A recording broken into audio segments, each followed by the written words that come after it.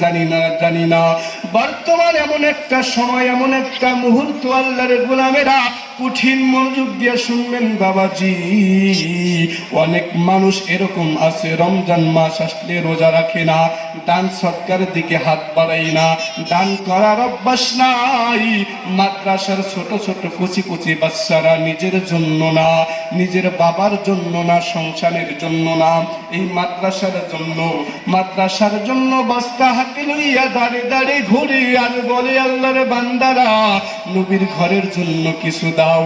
এক প্রকার মানুষ আছে বলে আর দিতে পারি না, কতই আর দিব, বলে কি বলেন, বলে আর কতই দিব, দিতে দিতে ধৈর্যের বাঁধ ভেঙে গেছে, বলে কি বলে না। ওগো আল্লাহর গোলামেরা শোনো, এটার নাম কিন্তু ঈমান নয়, এটার নাম কিন্তু মুমিন নয়। তোমার ওই ধন সম্পদ মাওলা দান করছি, এক প্রকার বাবাজি এলাকার ভিতরে আছে, যৌবন কাল থেকে শুরু করে, কিশোর থেকে শুরু করে বৃদ্ধ হয়ে গেছে, মাথার চুলগুলো কবরের সার্টিফিকেট দেয়, এই দাড়িগুলো কবরের সার্টিফিকেট দেয়, চোখের জ্যোতি সাক্ষী দেয় দুনিয়ায় আর সময় নাই, এই দুনিয়ায় আর বেশি দিন থাকা যাবে না। তারপরেও যদি বলা হয় বাবাজি নামাজ পড়ো না কেন, বলে আমি নামাজ না পড়লে কি হবে, আমার ঈমান কিন্তু আছে, বলে কি বলে না।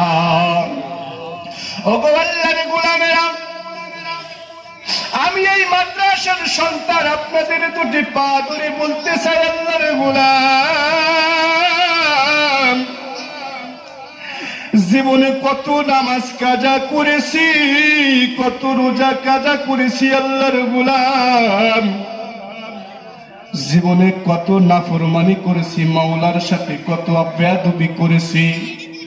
আল্লাহ বড় মায়া করে হাতটাকে বানায়া দিছি, বড় দয়া করে চক্ষুটাকে বানায়া দিছি, বড় মায়া করে হাঁটার জন্য দুইটি পা বানায়া দিছি। আমার মাওলা ডাক দিয়ে বলে, বান্দা জানুনি জানুনি,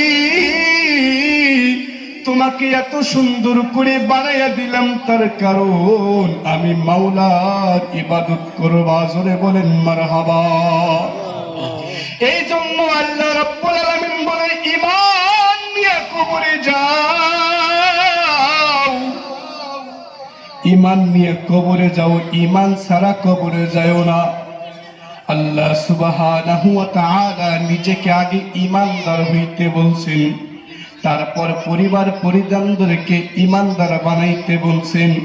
এখন আপনি আমি আল্লাহর গোলাম যদি ঈমানদার না হইতে পারি বাবা, আপনার আমার সন্তানকে, পরিবারকে কিভাবে ঈমানদার বানাবো?